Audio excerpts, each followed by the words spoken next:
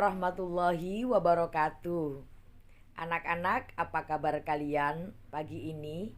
Pastikan kalian tetap semangat dan tetap sehat. Jangan lupa awali setiap kegiatan dengan berdoa terlebih dahulu. Anak-anak, hari ini kita akan belajar tentang organ gerak manusia dan fungsinya. Manusia dalam beraktivitas ini pasti mengaktifkan organ geraknya. Organ gerak manusia itu terdiri dari tulang dan otot.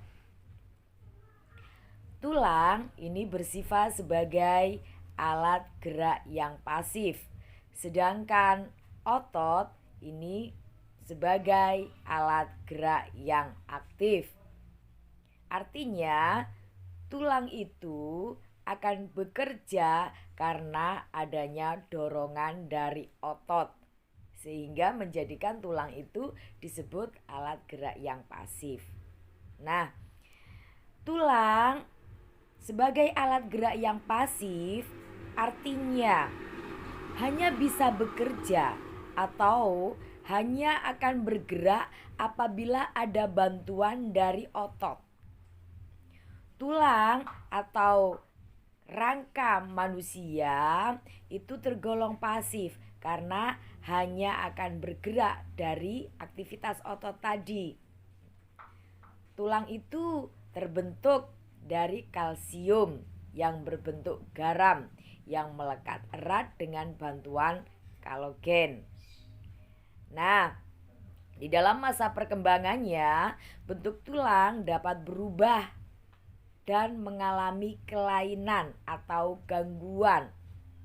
Gangguan itu bisa karena bawaan dari sejak lahir ataupun karena adanya infeksi, penyakit, atau karena adanya kurang nutrisi atau gizi sehingga menjadikan tulang mengalami kelainan. Fungsi tulang pada manusia, fungsi rangka pada manusia diantaranya 1. Penegak tubuh. 2. Pembentuk tubuh.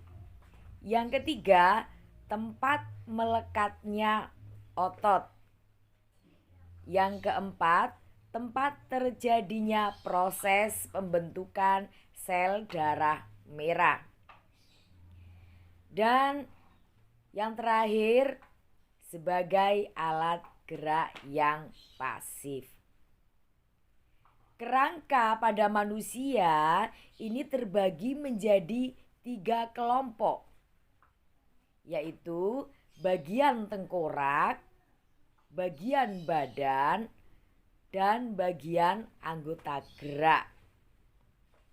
Bagian tengkorak pada sistem gerak manusia tersusun atas tulang pipih yang menjadi tempat terjadinya proses pembentukan sel-sel darah merah dan sel-sel darah putih. Nah, bagian tengkorak pada manusia itu diantaranya yaitu nih ada tulang ubun-ubun, ada tulang dahi, kemudian ada tulang beji, kemudian tulang pelipis, tulang air mata, tulang hidung, kemudian tulang pipi, tulang rahang atas, tulang tengkorak di belakang ya, kemudian tulang rahang bawah dan tulang lidah. Nah, masing-masing tulang itu berjumlah 2 buah, kecuali tulang lidah, tulang tengkorak, dan tulang dahi. Ketiganya itu hanya terdiri dari 1 buah.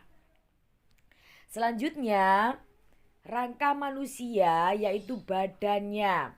Ini dipisahkan dalam 5 kelompok, yaitu ruas-ruas tulang belakang, tulang rusuk, tulang dada, gelang bahu, dan gelang panggul. Ini seperti pada gambar ya.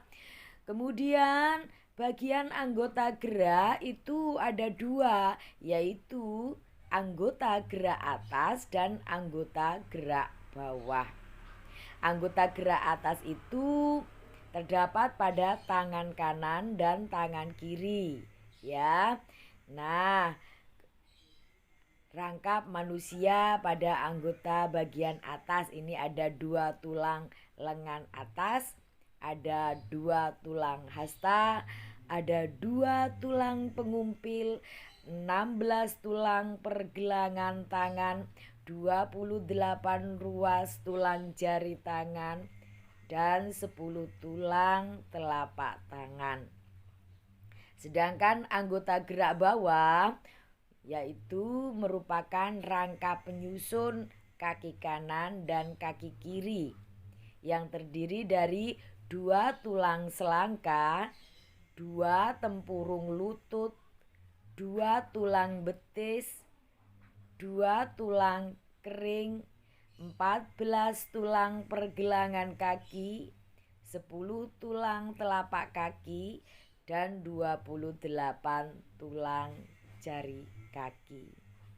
Kalau jenisnya, tulang itu terbagi menjadi 2 jenis, yaitu tulang rawan dan tulang keras. Bagaimanakah itu tulang rawan?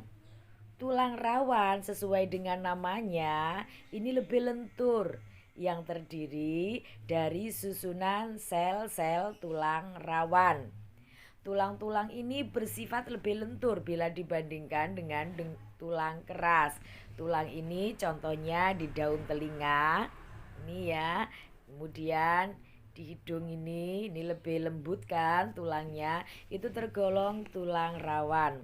Sedangkan di pergelangan ini di lengan kalian ini tergolong tulang keras. Gitu ya. Nah, tulang rawan itu mengandung zat kapur dan zat perekat. Begitu. Demikian pun dengan tulang keras, mengandung zat kapur dan zat perekat. Sekarang bentuknya tulang. Bentuk tulang itu terdiri dari 3 macam. Ada tulang pipa, ini berbentuk seperti pipa. Ini bentuknya panjang dan bulat dengan rongga di tengahnya seperti pipa. Jadi ada rongga tengahnya. Kemudian tulang pipih. Tulangnya itu gepeng berbentuk pipih. Ya, contohnya itu tulang dada, tulang belikat, tulang rusuk, itu tergolong tulang pipih. Kemudian tulang pendek, tulang yang berbentuk bulat dan pendek, contohnya ini ada di ruas-ruas tulang belakang, tulang pergelangan kaki, tulang pergelangan tangan. Tulang pipih memiliki fungsi sebagai tempat terjadinya proses pembentukan sel darah merah dan sel darah putih. Anak-anak seperti yang Ibu jelaskan di atas tadi, tulang ini bisa mengalami kelainan. Di antaranya kelainan pada tulang belakang yang disebut dengan skoliosis. Kemudian kifosis dan lordosis. Bagaimana itu dengan skoliosis? Mungkin kalian pernah melihat orang yang tulang belakangnya itu berbentuk menggok ke kanan atau ke kiri. Itu yang disebut dengan skoliosis. Kemudian kifosis. Mungkin kalian melihat orang yang tulang belakangnya membungkuk ke depan. Nah, itu seperti itu. Sedangkan lordosis ini kebalikannya. Ini tulangnya ini membengkok ke belakang. Nah, itu diantaranya kelainan tulang-tulang tadi yang dialami oleh kelainan tulang belakang. Selain itu, ada lagi kelainan polio, yaitu yang disebabkan adanya infeksi virus polio.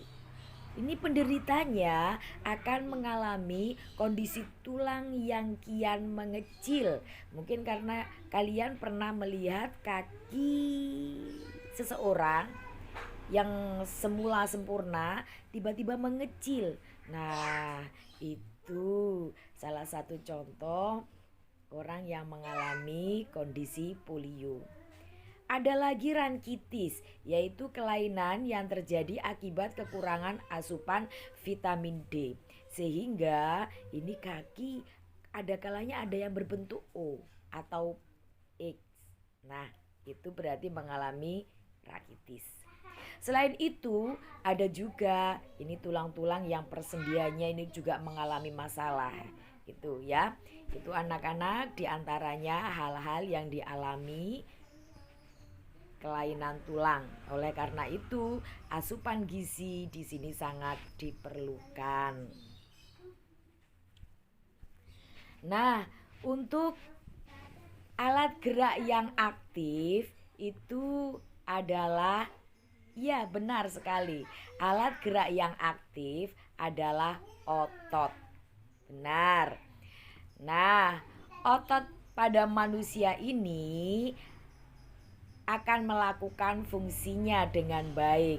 Otot itu akan melekat kepada tulang. Nah, otot pada manusia memiliki fungsi menggerakkan rangka dan juga menggerakkan organ-organ tertentu dalam tubuh seperti menggerakkan jantung, menggerakkan usus, dan menggerakkan lambung. Kerja otot dapat mengakibatkan membesarnya dan mengecilnya rongga dada atau paru-paru berada. Nah, kontraksi otot ini menyebabkan tulang yang dilekatinya akan bergerak. Otot mempunyai peranan dalam memberikan bentuk luar tubuh bersamaan dengan rangka. Nah, anak-anak, otot ini diklasifikasikan, dibedakan menjadi 3 jenis, yaitu sel otot lurik, sel otot jantung, dan sel otot polos. Otot lurik memiliki desain yang sangat efektif untuk pergerakan yang spontan dan membutuhkan tenaga besar. Otot ini mudah lelah. Ini karena di sana ada penumpukan asam laktat pada sel-selnya. Nah, sedangkan yang kedua adalah otot polos. Ini bisa ditemukan di dalam organ pencernaan dan pembuluh darah. Bekerja dengan pengaturan dari sistem saraf tak sadar atau saraf otonom. Yang ketiga adalah otot jantung.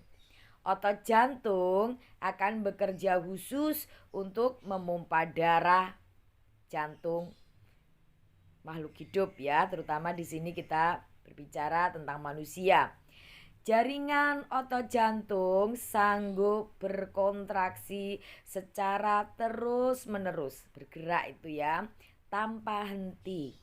Otot jantung akan dipengaruhi oleh interaksi saraf simpatik dan parasimpatik yang bisa memperlambat atau mempercepat laju denyut jantung.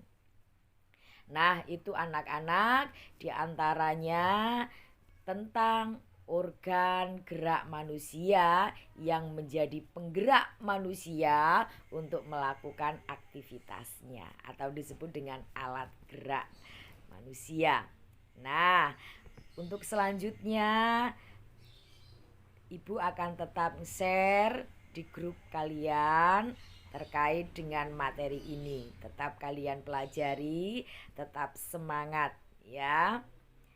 Jangan lupa lakukan tugas dengan baik. Semangat belajar. Assalamualaikum warahmatullahi wabarakatuh.